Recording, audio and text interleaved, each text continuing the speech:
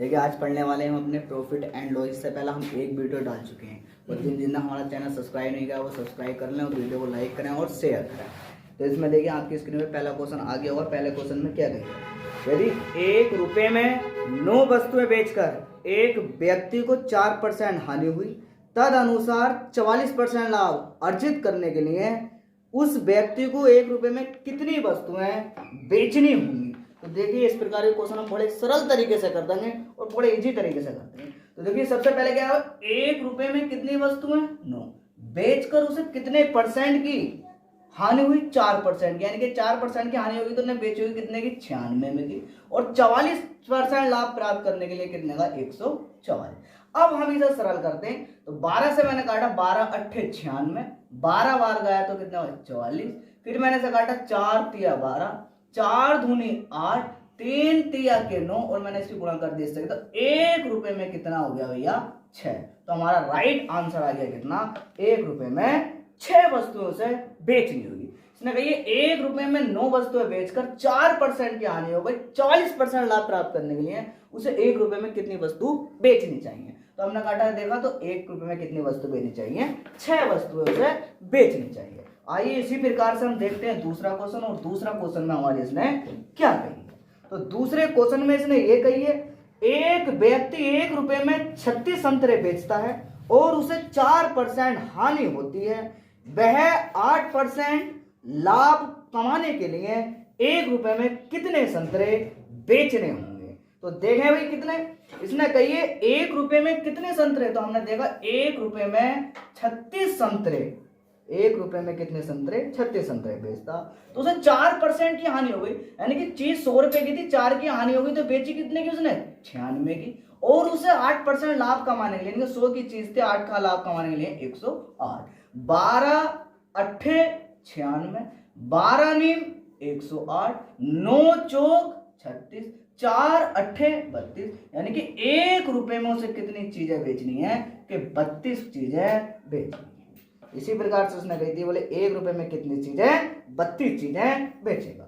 इसी प्रकार से दूसरा क्वेश्चन है इस टाइप का, और दूसरा क्वेश्चन हम क्या करते हैं फिर देखते हैं। तो दूसरे क्वेश्चन में इसने क्या कही है ये देखिए आप, 12 संतरे 60 रुपए में बेचने पर एक व्यक्ति को 25% हानि होती है, तद अनुसार उसे 25% लाभ कमाने के लिए 100 रुपए में कितने संतरे बेचने होंगे। तो देखो 12 रुपए में नहीं, 12 संतरे कितने रुपए में 60 रुपए में। सबसे पहला रुपए रख रहे हैं हमें ऊपर 60 रुपए, कितने संतरे 12, कितने की हानि हो गई, तो हानि हो गई मुझको 25 की, तो 100 की चीज थी 25 की हानि तो 75 रुपए की होगी। इसी प्रकार से दूसरा देखो 25 का लाभ है, 100 की चीज 25 का लाभ कमा रहा 125।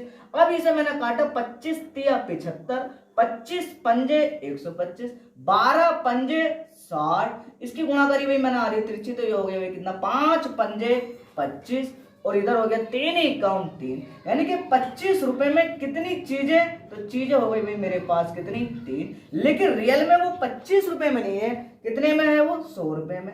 25 की वैल्यू 100 है तो 1 की वैल्यू हो गई कितनी 4, इसी प्रकार से 3 की वैल्यू हो जाएगी कितनी 4 तिया के 12, तो कितनी चीजें हो गई हमारे पास, वो 12 चीजें हो गई।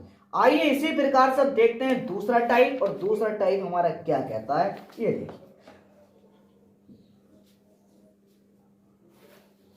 इसने ये कही है भाई, एक व्यक्ति ने एक वस्तु खरीदी और बी को 25% लाभ पर बेची, फिर बी ने उसे सी को 10% हानि पर बेचा, और इसके लिए सी ने 675 रुपए का भुगतान किया। तद अनुसार ए ने उसे कितने रुपए में खरीदा था। तो देखो कैसे भी क्वेश्चन हो, परसेंटेज हो या प्रॉफिट एंड लॉस हो, किसी भी प्रकार का क्वेश्चन हो, मैं सारे के सारे कैसे करा दूंगा, रेशियो मेथड पर करा दूंगा, अनुपात से करा दूंगा। तो सबसे पहले देखना भाई क्या, सबसे पहले ए ना यानी कि सीपी प्रॉफिट या फिर लॉस, और यहां देखना भाई क्या एसपी। तो ए ने बी को 25% के लाभ पर दी। हम जानते हैं 25% का जो फ्रैक्शन होता है वो होता है प्यारे बच्चों 1/4। यदि चीज ए 4 की खरीद कर लाया, 1 का उसने प्रॉफिट ले लिया, तो बी को बेच दिया उसने कितने का 5 का। इसी प्रकार से भाई बी ने सी को 10% हानि पे, तो 10% का जो फ्रैक्शन होता है 1/10, यानी कि ये 10 की लेकर आया, ₹1 का लॉस उठा लिया, तो इसने बेचा कितने का? ₹9 का। यहां देखा दोनों कंडीशन में 4 धाए के 40, यहां देखा भाई 9 पंजे 45, लेकिन उसने सी ने ₹45 नहीं दिए, दिए थे उसने कितने रुपए? ₹675। एक की वैल्यू आ गई कितने रुपए की? ₹15 की। तो 40 की वैल्यू आ जाएगी भाई कितनी? 15 चौक 60, यानी कि ₹600 वो आ जाएगी। आइए दोबारा समझते क्या कही उसने, यानी कि ए ने बी को 25% लाभ पर 25% का फ्रैक्शन 1/4, 4 की चीज थी, 1 का लाभ ले लिया, 5 की बेच दी। बी ने सी को 10% हानि पर, बी ने ₹10 का खरीदा था, 1 का उसने लॉस हुआ, ₹9 की बेच दी। तो दोनों कंडीशन में ये 4 धाए के 40, यहाँ 9 पंजे 45, लेकिन वो रियल में उसने ₹45 में नहीं बेचा, दिए कितने उसने? 675। तो 45 की वैल्यू 675 है, तो 1 की वैल्यू 15, तो 40 की वैल्यू हो गई कितनी? 600। इसी प्रकार से आइए दूसरा क्वेश्चन देखते हैं, और दूसरा क्वेश्चन में क्या है? Same pattern. तो इसलिए दूसरे क्वेश्चन में ए एक वस्तु बी को 20% लाभ पर बेच देता है और बी उसे सी को 25% लाभ पर बेचता है। तद अनुसार सी उस वस्तु के ₹1200 दे, तो उस वस्तु की आरंभिक लागत मूल्य कितना था? तो ए ने बी को 20% लाभ, तो 20% का फ्रैक्शन होता है 1/5, 5 की चीज थी, 1 का लाभ कमा लिया ₹6 की। इसी प्रकार ने बी ने सी को 25% लाभ, 4 की चीज थी, 1 का लाभ कमा लिया, ₹5 की हो गई। यहां देखा दोनों कंडीशन में 4 पंजे के 20, यहां देखा मैंने दोनों कंडीशन में 5 छंग 30, लेकिन रियल में उसने ₹30 नहीं दिए, दिए हैं उसने कितने रुपए? ₹1200। 30 की वैल्यू अगर 1200 है, तो 1 की वैल्यू हो गई भाई मेरे पास कितनी? 40। इसी प्रकार से 20 की वैल्यू हो गई भाई कितनी? 40 दूनी के 8, 80, यानी कि ये होगा कितने रुपए? ₹800। तो उसने ए ने जो खरीदा था उस वस्तु को कितने रुपए में खरीदा था? ₹800 में खरीदा था। आइए इसी प्रकार से दूसरा टाइप देखते हैं, और दूसरा टाइप जो होता है ये बहुत इंपॉर्टेंट होता है, इसे इंपॉर्टेंट करके लगा लेना।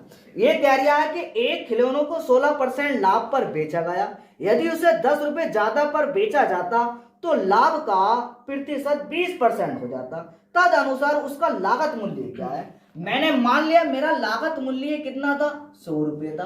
पहले कितने रुपए में बेच दिया था वो परसेंट पे? ₹16 ज्यादा में, तो ₹116। दूसरी कंडीशन में कितने रुपए ज्यादा? ₹20 ज्यादा, यानी 20%, तो ₹120। यहाँ 116 में, यहाँ 120 में, कितने रुपए ज्यादा में? ₹4 में, लेकिन रियल में ₹4 ज्यादा नहीं है कितने रुपए? 10। 4 की वैल्यू अगर 10 है, तो 1 की वैल्यू कितनी हो गई भाई? 2.5। तो इसी प्रकार से यहां लगा दो भाई 100 की वैल्यू कितनी हो गई? इस पॉइंट से क्या होगा? 0 लगेगा, 1 0 से 1, तो आंसर आ जाएगा भाई अपना कितना? ₹250, यानी कि वो उसमें कितने रुपए में था उसका लागत मूल्य? ₹250। एक बार और समझते हैं, मैंने कितने की खरीदी? ₹100 की, ₹16 लाभ हो गए तो 116 की बेची होगी, यहाँ ₹20 लाभ के हो गए 120 की बेची होगी। कितने रुपए ज्यादा में बेची होगी? ₹4 में, लेकिन रियल में वो ₹10 ज्यादा बता रहा है, तो 1 की वैल्यू कितनी होगी? 2.5, तो 100 की वैल्यू कितनी हो गई अपने पास? 250। इसी प्रकार से आइए दूसरा क्वेश्चन देखते हैं और कोशिश करते हैं करने की। दूसरे क्वेश्चन में इसने ये कही है कि मोहन ने अपनी घड़ी 10% हानि पर बेची, यदि उसने उसी को ₹45 अधिक पर बेचा होता तो उसे 5% लाभ मिला होता, तद अनुसार उस घड़ी का विक्रय मूल्य क्या थी? माना मैंने घड़ी जो थी मेरी कितने की थी? 100 की, लेकिन 10 की हानि हो गई, मुझे 100 का 10 पे हानि निकालूंगा तो कितने की? 90 की। इसी प्रकार से उसने कही है कि 5% लाभ, यानी कि 100 का 5% लाभ निकालना चाहूंगा तो आगा कितना? ₹5, तो हो जाएगा कितना? 105। टोटल कितने ज्यादा में बेच दी मैंने? 15 में, लेकिन रियल में वो ₹15 ज्यादा नहीं है कितने रुपए? ₹45। 15 की वैल्यू अगर 45 है, तो 1 की वैल्यू कितनी होगी? 3। इसी प्रकार से 100 की वैल्यू कितनी होगी? ₹300। तो हमारा राइट आंसर आ गया भाई कितना? ₹300। आइए लास्ट क्वेश्चन है, और लास्ट क्वेश्चन देखते हैं इसमें क्या कही है।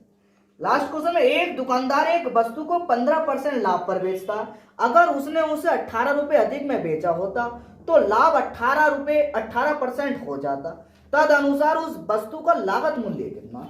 एक दुकानदार, यानी कि माना मैंने जो चीज खरीदी थी, निर्माण जो किया था वो कितने रुपए किया था? ₹100 का, लेकिन इसमें कितने प्रतिशत का लाभ हुआ मुझे? तो लाभ हुआ है मुझे कितने का? 15% का, यानी कि अगर मैं ₹100 पे 15% निकालू तो ₹15 का लाभ आगा, तो हो जाएगी वो चीज कितने की? 115 की। इसी प्रकार से उसने 18% और लाभ लिया, यानी कि अगर 100 रुपए पे 18% लाभ निकालना चाहूं तो होगा भाई कितना मेरे पास 118 रुपए। यहाँ कितने रुपए ज्यादा आ गए 3 रुपए, लेकिन रियल में उसने कितने रुपए ज्यादा में है 18 रुपए। तो एक 3 की वैल्यू 18 है, एक की वैल्यू कितनी आ गई 6। इसी प्रकार से 100 की वैल्यू कितनी हो गई 600 रुपए हो गई हमारे पास। इसी प्रकार से हमने प्रॉफिट एंड लॉस का 3 टाइप पढ़ लिए और तीनों टाइप हमने एक एक पॉइंट से अच्छे तरह से पढ़े हैं। इसी प्रकार से हम सारे क्वेश्चन करते चले हैं।